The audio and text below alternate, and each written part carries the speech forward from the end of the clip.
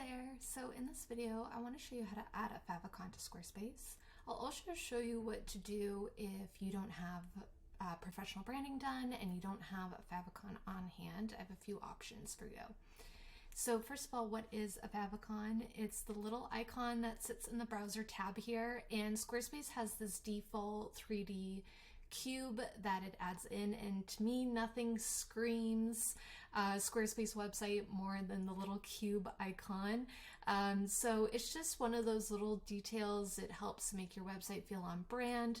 The browser icon really helps when someone has multiple tabs open, such as I do. You'll notice all the other tabs I have open, all of these websites have a browser favicon in, and it just helps identify really quickly what the website is, so I can quickly switch over to Canva, say, because I know this icon is for Canva, and it just keeps it on brand. It's one of those little finishing touches. So if you have professional branding done, most likely your brand designer has created submarks for you, and those are perfect for a favicon. That's what I always use for my custom development service when I'm creating those websites. The brand designer normally has a submark, and maybe it's the initials of your company. My business name is Erin Fitzsimmons, so maybe it's like an E and an F and it's in a brand color, or maybe it's a little icon, such as a little image. For example, the compressed PNG here, it has a little elephant icon.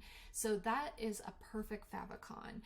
So you're ready to go. But if you don't have a favicon, which a lot of my clients who come to me for template customization don't have professional branding done, and which is okay with me. That's something I don't require for that service, but I always like to make a favicon for them. It's just one of those little finishing touches. So I like two options. One is a circle in their brand color, and the other is an emoji. So those are my go-to because they're really easy, but they can keep the website on brand. So if you want to create a circle icon, what I do is I actually normally use Figma, but I wanted to do this video and show how to do it in Canva because that's more accessible. A lot of people have Canva.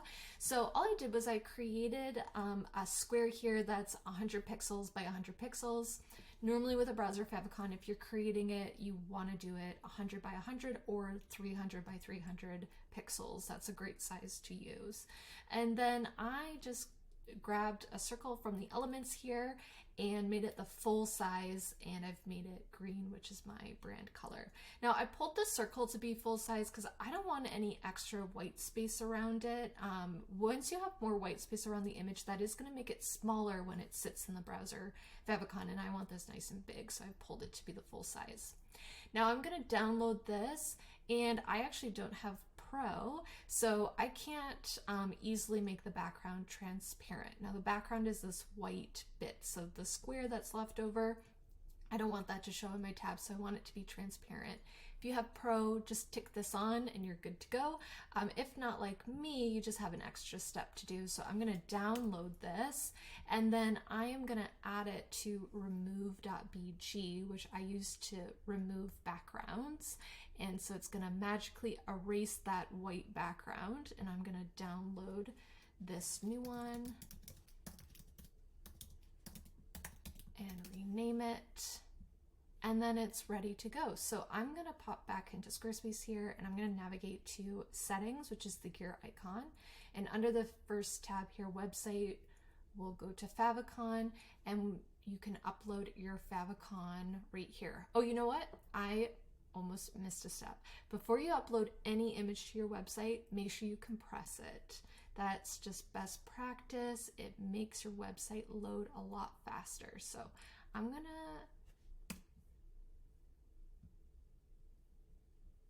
oh, you know what? That was the wrong image. Here we go.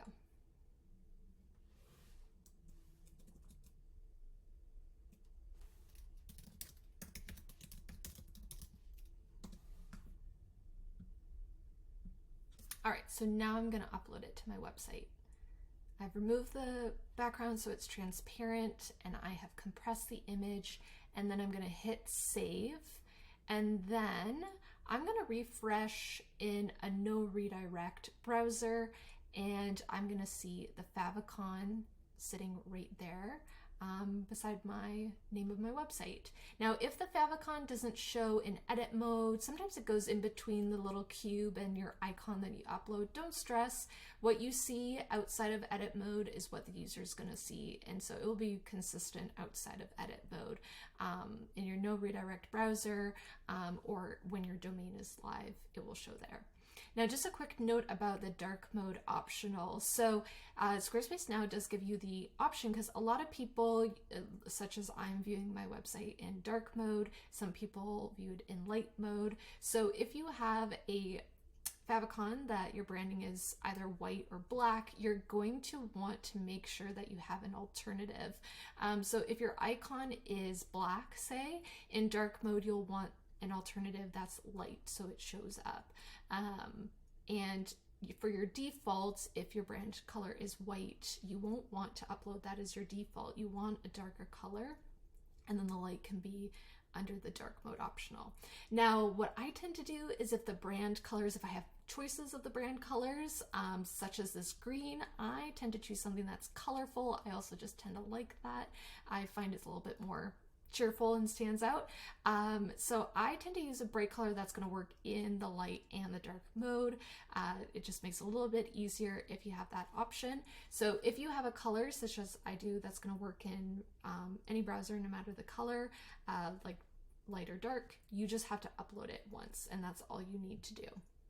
Now, an alternative, if you don't want to do the circle, is an emoji. I find that really fun to do. So this website here allows you to download the emojis as images. So say you have like a podcast website and you want to do the microphone as a favicon, you can download that, and then I'm going to compress it before I upload it. And I'm going to rename it. And then I'm going to upload it to the website. This time I'm going to search for favicon. It's just an alternative way to get here. And then I'm going to delete this one, and I am going to upload my new image. I'm going to save that. And again, I'm going to refresh in my no redirect, and you'll see I have the little microphone here. So that's an alternative way. And there you go. That's how you can add a favicon to your Squarespace website.